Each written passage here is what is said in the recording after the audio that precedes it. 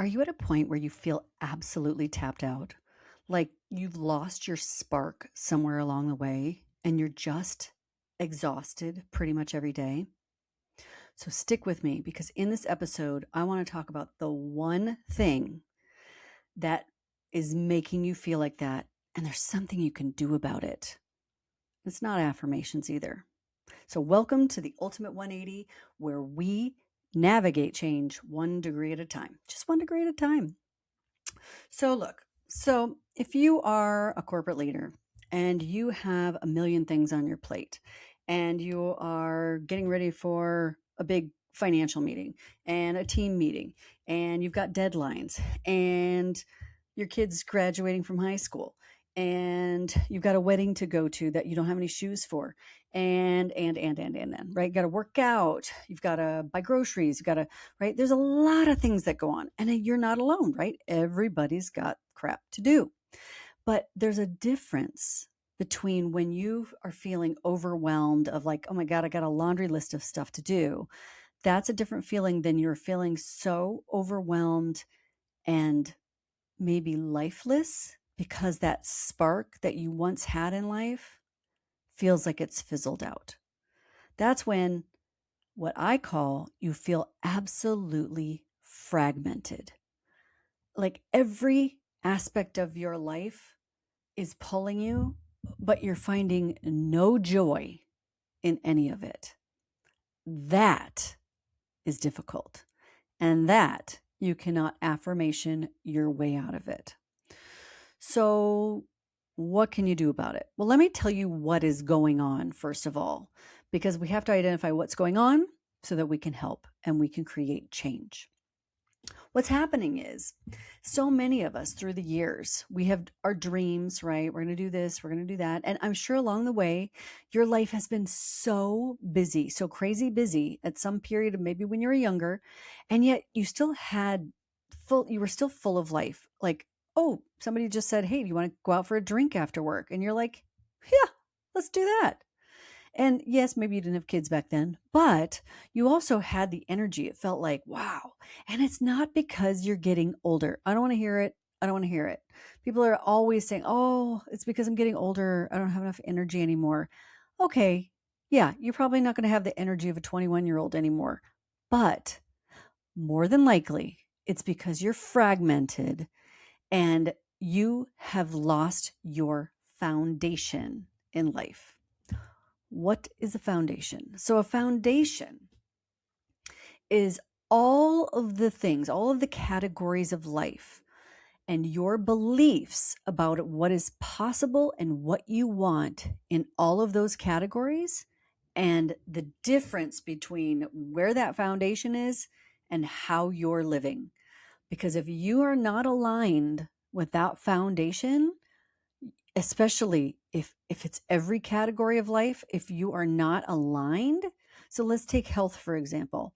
It's always an easy one, right? So if you have a belief about what it is to you that is healthy, and there's no judgment. It could be, for some people, it could be just the ability to get out of bed by themselves and to put food in their mouth and get to the restroom and get to work. That could be health to somebody. Okay. So I'm telling you, it's the gamut of whatever health is to you in this moment. If you are able, if that is how you want to be and what you felt life is great health, and are you living it?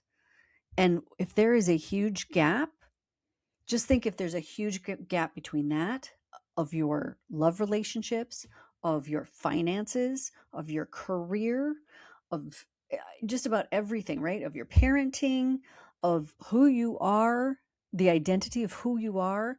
If you are not aligned in any of the categories of life and you are now inundated with tasks to do up at the level of not being in alignment with your foundation, just think of that in a picture format, right? That is pure fragmentation. Your life feels so chaotic and fragmented. And there is nothing at that base that feels good because you're not aligned with things that feel good. And I would bet that the majority of people right now are probably out of alignment with more than 80% of what they thought life was going to be like back when they had their dreams of this is what I want in life. And yes, do things change as you get older and you're like, hey, maybe I don't want that anymore? Yeah, that's great. That's fine. That's why we have to stay on top of this. But when our foundation is not in alignment with the way we are living, that is why we feel so fragmented. And like I said, you cannot affirmation your way out of there. And you know why? And it's not that I don't think affirmations are good. I could do a whole episode on what affirmations really are, because you really have to have a feeling. You can't just say, I have this, I have this. Nothing's going to happen.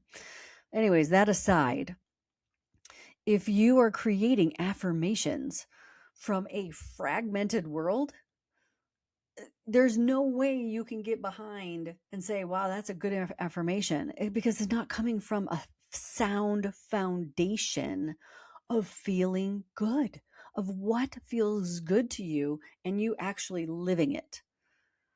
Right? Does that make sense? A foundation in life that feels good is what you need to identify before you can fix anything. And I'm not talking about, yes, we have all sorts of tasks, right? Meetings, and, I got to go to my parent teacher conference, and I got to go, I got to get ready for vacation. And I'm not talking about all the to-dos. All the to-dos add up, but they're more exhausting when they're to-dos that don't feel exciting, right? When the purpose behind those to-dos is coming from a foundation that is rocked, it is not solid, nothing feels good. It just doesn't. Things that should feel good don't even feel good. So if you're wondering why you feel like you've lost that spark, it's just because you're out of alignment with your foundation. And that can be fixed. That can be fixed, you guys. That can be fixed. So, what's the first thing you need to do? Well, you need to go through and actually sit with yourself and try and remember what you want. What would feel good? And you've got to go through all the different categories of life. What would feel good financially? You know what's interesting is I hear people talk about, oh, I just can't wait to retire. I can't wait to retire. And it's like, well, what is retirement to you? Because it's different for everybody. But when we start talking about retirement, it's interesting because some people they have a very different viewpoint of retirement. They think, oh, well, I just get to, do whatever I want every day. I'm like, oh, okay. So does that mean that you have unlimited finances? Oh, no, no. That means I'm gonna have to cut back. Well, wait a minute. How can you have total freedom if you have to cut back? Do you see how that's out of alignment? And so if you're thinking about retirement and can't wait to retire, this is definitely a perfect time for you to go through a process to make sure that you are in alignment with your retirement. Because if you're headed in a direction where you're not going to be able to afford to do anything but sit at your house all day, but your thought process of what would be total freedom in retirement, what would feel good, if those things are on completely different levels, this is where people start to get illnesses and pass away because they get to retirement and they're not happy. So they've waited all these years to retire so they can finally be happy, and then they're still not happy. It's because their life is out of alignment. They are not in alignment with their foundation. It has nothing to do with retirement itself. It's just your life was out of alignment before you got there. And now you have nothing to fill that void with other than sitting around thinking about that you're out of alignment. Not that you're thinking that, because you're just feeling sad, right? It might be fun for a year. Everybody has a great time that first year, but then you see people are bored, or they start to drop off, or they start to drink, or they start to run out of money, or all sorts of things. Their health usually goes, right? And your health usually goes because you weren't taking care of your health all the way along, because you got fragmented of what that actually meant to you. What does health mean to you? And what does being in good health mean to you? What are you able to do and what are you able to feel in good health? So, this is a process that I really love taking people through. This is where your life changes. And I love doing this with executives and business owners because it changes their company. When it changes the company, it changes the culture and it helps all of the people in your company. So if you have ever wanted to help thousands of people, even millions, depends on what level you're at and what company you're at, this is how you do it. Change yourself, you change the world. Change yourself, change the world. So if you ever feel like maybe you've lost your spark, I want you to know today your spark is still there. Your spark is there waiting for you. So if you need my help, you know where to find me. I don't take too many clients these days, but if for free, you can sit here and watch me on YouTube. And I'm going to keep talking about this foundation and how to create a foundation that is in alignment with what you want in this world. It changes everything. And again, the best way to create lasting change is just 1 degree at a time. Take it small, take little steps. It feels way better. But if you don't want time to get away and you want to do this quicker, then you can absolutely get my help. But one thing I want you to go away with today, let's just take health, right? What is the foundation of health for you? What does it mean? Does it mean that you're able to, let's say you are nearing retirement, play pickleball during retirement, right? I mean, you have to actually be able to get up, move around, right? Not worry about your bones breaking. You have to, right? You have to be able to move freely. You have to have the lung capacity to be able to be on the court for a long period of time with those movements, right? So you have to have muscle mass, you have to have cardiovascular health, respiratory health. And in order to do that, what makes you feel good, right? What would be the ultimate you? How would you feel if you were in ultimate health for you? And start defining it. But be realistic and be joyful in it. Not like, oh, well, that means I'd have to lose 50 pounds and I have to go to a gym and I have to. That's not what I'm talking about health, right? I mean, yes, maybe you have to do those things to get there, but what does it feel like in the healthiest you? Because what's the healthiest for me and what I feel like is probably going to be completely different for you. Because in my healthiest me, I eat cookies. I've said it before and I will stick with that story. I really enjoy baking cookies and eating cookies. And no, I don't have cookies every single day. Sometimes. Depends on the week. Maybe I do. Anyways, but I don't need to eat a whole package of cookies. But I love cookies. So a joyful, healthy life without ever having to have sugar just makes me sad. And if it's making me sad, that is not bringing me joy. Does that make sense? So many people that give up, let's say, I'm going to give up sugar forever. And yes, if you have diabetes or A1C problems and you need to cut back and find different ways, totally get that. I'm not talking about that. But if you're just a human being that likes cookies and you're like, nope, to be a healthy person, you got to give up sugar completely. I don't know. I mean, if that's going to bring you joy, then great, go for it. But let's talk about what's bringing us joy in each of the categories of life, right? Financially, career, love relationships, family relationships, parenting, all of the things. How you treat yourself, your self-worth, your self-care.